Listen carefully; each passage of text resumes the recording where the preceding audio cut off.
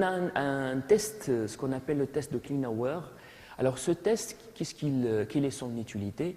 Son utilité, c'est qu'il met en évidence la présence de l'hémoglobine F. Surtout ce test, on utilise lorsqu'on veut évaluer le traitement qu'on donne lorsqu'on a une incompatibilité entre la maman et le fœtus en matière de rhésus.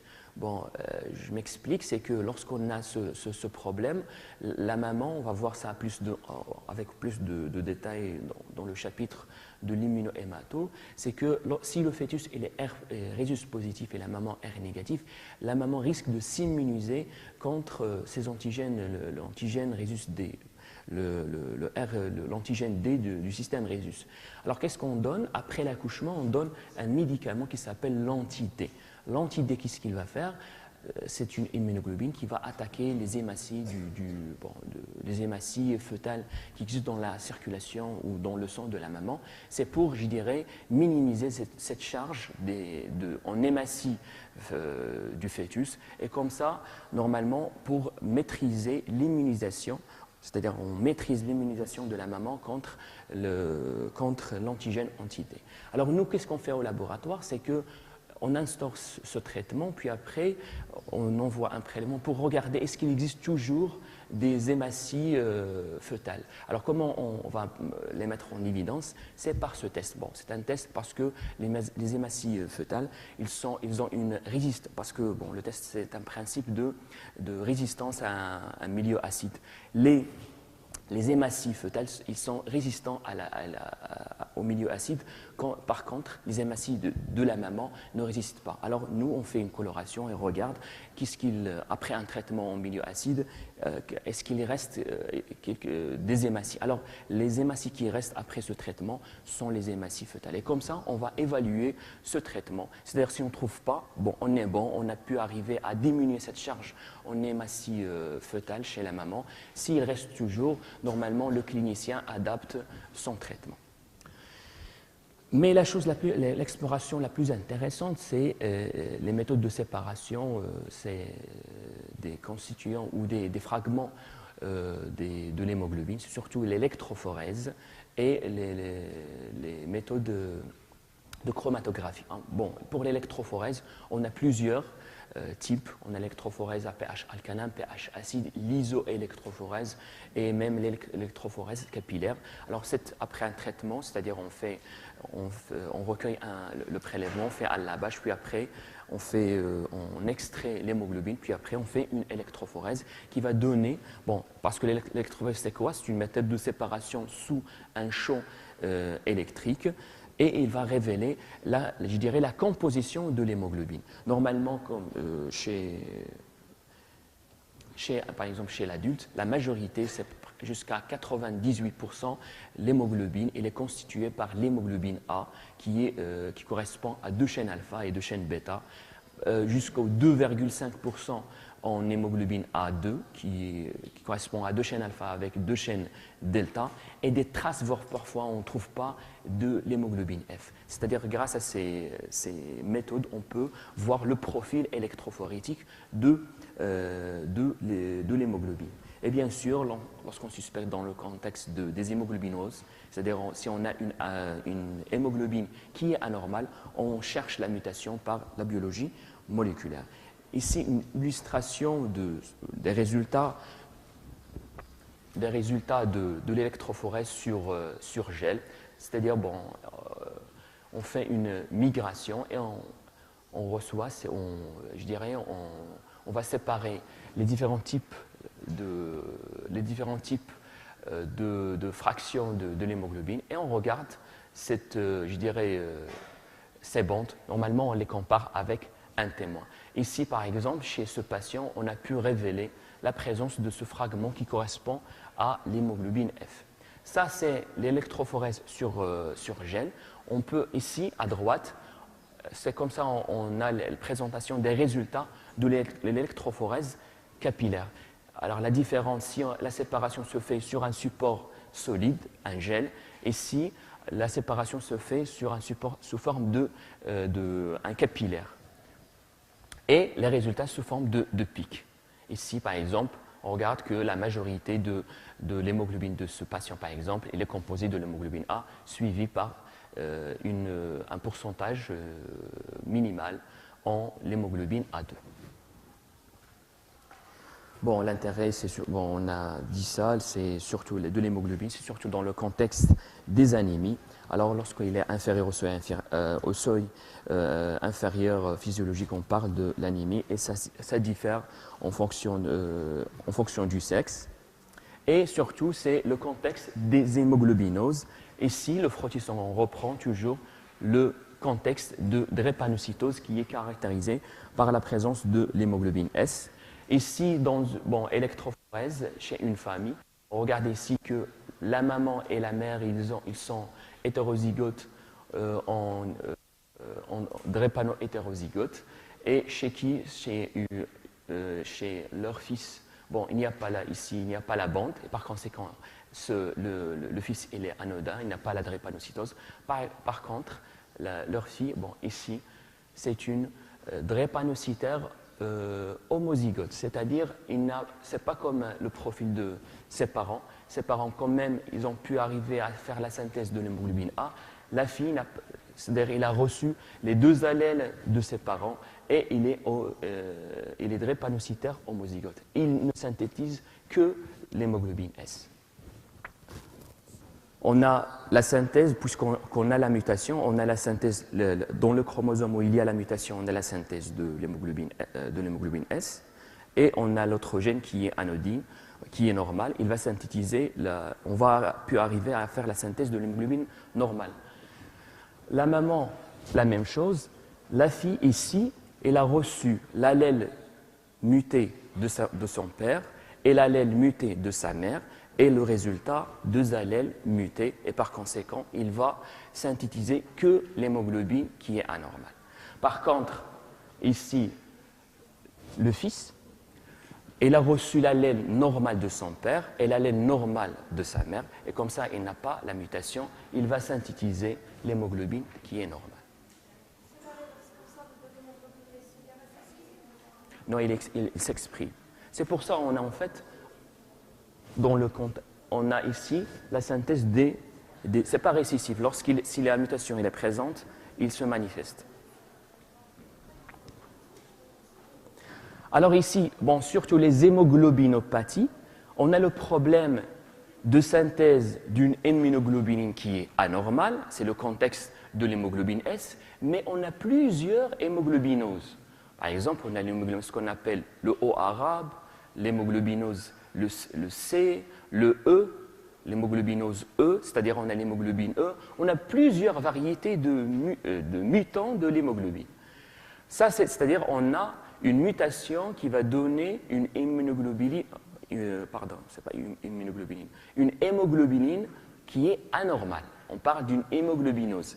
Mais parfois, on a des mutations dont les conséquences, c'est un défaut de synthèse de chaînes de globines. C'est le contexte des thalassémies.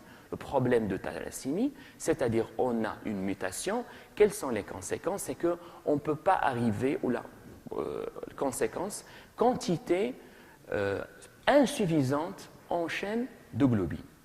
Alors, si on a le problème de synthèse, de défaut de synthèse de chaîne alpha, on parle de alpha-thalassémie.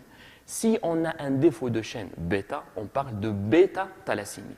Mais sachez qu'il parfois, il y a des contextes qui sont composites ou complexes. Parfois même, on peut avoir un syndrome dont le même, on parle de trait thalassémique drépanocytaire. Il a une mutation, il donne une hémoglobine anormale et en même temps, il a un défaut de synthèse. On peut avoir une hémoglobinose et une thalassémie en même temps. Bon. Alors ici, regardez s'il vous plaît. Si par exemple, c'est pour le profil électrophorétique d'un adulte, on a dit que majoritairement, on doit avoir de l'hémoglobine A1 qui peut aller jusqu'à 98% de la totalité de son hémoglobine, suivi par de l'hémoglobine A2. Normalement, on ne doit pas dépasser le seuil de 3,5%. Et des traces en hémoglobine F. Regardez s'il vous plaît ici pour ce patient. Alors, l'hémoglobine A, il est à 18,6%. L'hémoglobine F est 77%. et l'hémoglobine A2, elle est de 3,1, 3,9. C'est-à-dire on a un changement de profil électrophorétique de ce patient. On a une diminution de synthèse de l'hémoglobine A. Elle est compensée par l'élévation de la synthèse de l'hémoglobine F et de A2. Et ça caractérise le contexte de la bêta-thalassémie. Et nous, normalement, juste pour corréler les bilans, au niveau du frottis sanguin, normalement, dans les contextes de thalassémie, bon, ce n'est pas spécifique, mais dans le contexte de thalassémie, on voit ces globules rouges qui ont un centre, on a une chromie au centre. On appelle ça les codocytes ou cellules en cible. Codocytes ou en cellules en cible qu'on voit sur le frottis chez les thalassémiques. Bon, et je termine ce paragraphe par rappeler la composition de l'hémoglobine, son rôle dans le transport gazeux, et bien sûr cette molécule, son implication en pathologie, surtout très fréquemment. Ce qu'on a dans la routine, c'est le contexte des anémies, mais quand même, on trouve, des contextes pathologiques, que ce soit quantitatifs ou qualitatifs, dans le contexte des hémoglobinopathies. Juste pour présenter le dernier cas clinique. Alors, on a dit que pour l'hémolyse, c'est un phénomène irréversible par lequel les globules rouges sont détruits et libèrent leur contenu dans le milieu extérieur. On a dit qu'avec le temps, le globule rouge, il perd beaucoup de son arsenal enzymatique, il se déforme, c'est-à-dire avec le temps, il devient incapable d'assurer sa fonction et même d'assurer l'équilibre entre son milieu intérieur et son milieu extérieur. C'est pour cette raison on doit détruire cette cellule et la recycler. On a dit que l'hémolyse physiologique, ça se passe majoritairement dans les tissus, dans la cellule qui est chargée de cette hémolyse, c'est le macrophage de la moelle osseuse, la rate et le foie, mais quand même on a une hémolyse physiologique intravasculaire. Alors comment ça se fait, la dégradation ou l'hémolyse de globules rouges? On aura l'éclatement des membranes et on doit recycler, décomposer la composition de l'hémoglobine. Alors la première chose, on aura la lyse ou la protéolyse des chaînes de globine, puis après on arrache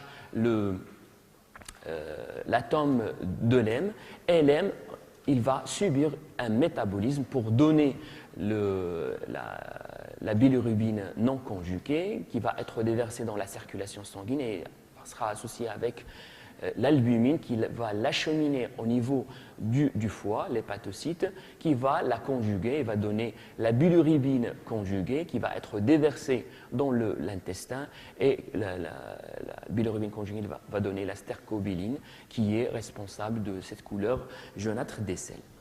Ça, c'est pour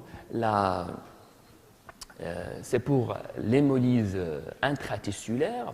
Pour l'hémolyse intravasculaire, alors une fois le globule rouge, on aura la lyse ou l'altération de ces membranes, on peut avoir l'hémoglobine, ça donne une hémoglobine ou des molécules d'hémoglobine libres dans la circulation sanguine. Alors, la molécule qui va se lier avec de l'hémoglobine, qui constitue son transporteur dans le sang, s'appelle aptoglobine. L'aptoglobine, il va se complexer avec l'hémoglobine, il va l'acheminer vers le foie, et au niveau du foie, il va subir son métabolisme. Et ça, c'est la première voie. La deuxième voie, c'est que cette hémoglobine, il va être oxydé. Pourquoi? Parce que l'hème ou l'atome de fer qui se fixe au niveau de l'hème, il est sous forme de Fe2+, il s'oxyde au niveau vasculaire ou au niveau plasmatique, il va se transformer le Fe en Fe3, et l'hème, il prend le nom méthémoglobine, ou l'hémoglobine va se l'hémoglobine, une fois le fer il est sous forme de Fe3+, on parle de méthémoglobine. Et la méthémoglobine, bien sûr, puisque toujours on a l'assemblage des globines avec l'hème, avec l'atome Fe3+, bon, on aura la dégradation des protéines, ou la protéolyse des globines, il va donner le noyau de l'hème qui est maintenant, puisqu'il est Fe3+, il s'appelle hémine. Alors l'hémine, elle a deux transporteurs. On a l'albumine et l'hémopoxine qui vont véhiculer cette hémine vers l'hépatocyte et dans laquelle va avoir le métabolisme en bilirubine, puis après bilirubine au niveau de bilirubine, puis après bilirubine conjuguée, puis après bon, le cycle entérohépatique pour donner la stercobiline. Bon, c'est-à-dire il va suivre le métabolisme de la bilirubine. La troisième voie, c'est que cette hémoglobine, il se lise en deux didymères. Et chaque didymère, il est composé d'une chaîne alpha et une chaîne bêta. Alors, ce didymère, il va être filtré au niveau du glomérule et au niveau du tube proximal, on va avoir une réabsorption de ce didymère. Alors, cette réabsorption au niveau du didymère, au niveau des cellules du tube contourné proximal, on va avoir le métabolisme de l'hémoglobine, de ce didymère alpha ou bêta.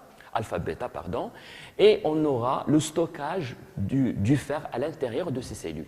Et avec la desquamation de ces cellules, on va avoir ce qu'on appelle une hémosidérinurie secondaire, c'est-à-dire on n'a pas éliminé le fer d'une façon active, mais d'une façon passive avec la desquamation de ces cellules du tube contourné proximal, rénal.